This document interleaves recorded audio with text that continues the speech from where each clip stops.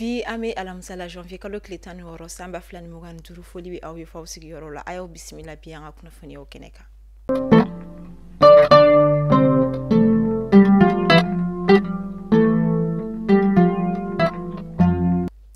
Kunnafoni daminɛ la kunungo janvier kalo tile 15 an ka jamana état major général des armées a ye communiqué di kɛ ka sanga ni an ka fintigilakaw ka kunnafoniyaw ye a ye a yira kunungo wuladafila wagatiw kɔnɔna wabariya ni o bɛ Gawo marabolo kɔnɔna la an ka fintigilakaw ka wulikajɔ kɔni sera ka to n'u ye dankari kɛ banbagaci wale tigilamaw yɛrɛ kɔni na ka d'a kan an ka fintigilakaw ka fanfɛ an ka sɔrɔsi kelen kɔni o jokina an ka jugu tigilamaw fanfɛ u kɔni ye ta kɔni tugu banbagaci wale tigilama wɔɔrɔ ka olu kɔni bɔnɛ u ni na o kɔfɛ u ye moto 5 kɔni sɔrɔ u bolo fo ka taa se PM kɔni ma o ni fɛn min ye maramafɛn caman wɛrɛ olu yɛrɛ kɔni ye.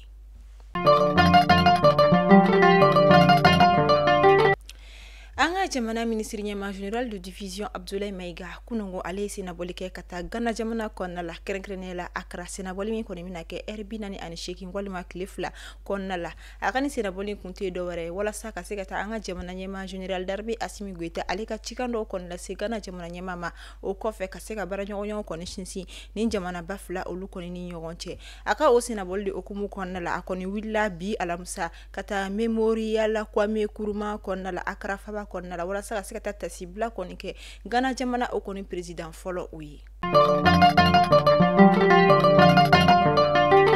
An ka jamana premier ministre général de division Abdoulaye Maiga ale kɔni ka soutenance de thèse kɔni kɛra kunungo janvier kalo tile 15 kabala université yɛrɛ o kɔnɔna la ka d'a kan ka sanga ni a ka université kɔni bankumaw ye thèse min kɔni a y'o daminɛ o wagati olu la min yɛrɛ kɔni tun wajibiyalen don a ka taga thèse kɔni laban kɛ a ka université o kɛra jamana min kɔnɔ ni o ye Algérie jamana ye nka a ka baaraw cayawla ye ani a jɔyɔrɔ lajɛ bi jamana kɔnɔna la a ma nɔgɔn k'a bɛ taa a ka thèse kɔni kɛ jamana wɛrɛ kɔnɔna la o kama a yɛlɛmana ka a kɛ an ka jamana kɔnɔna la kɛrɛnkɛrɛnnenya la kabala université yɛrɛ o kɔnɔna la ni bɛ se ka kɛ source d'inspiration kɔni ye fɛn min ye sifinaka tɔw kɔni minnu bɛ k'u bolo kɔni jigi ka fɔ ko kalanba ko nafa kɔni tɛ a la.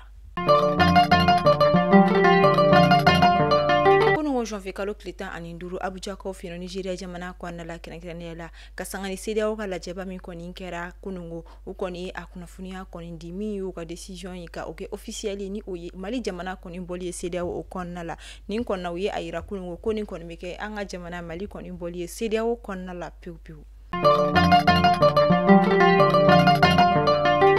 Ka daminɛ février kalo tile 3 nata ka taa bila fɔ a tile 9 na Segu jamana o kɔnɔna la ni o ye an ka jamana marabolo nani n'a ye fɛn min ye semaine de la fraternité de l'AES ni o kɔni AES jamana kɔni ka balimaya o kɔni bɛna la ɲɛnamaya an ka jamana région kɔnɔna la min ye Segu région ye Ala k'an si jɔ k'o d'o ma kɔnɔ.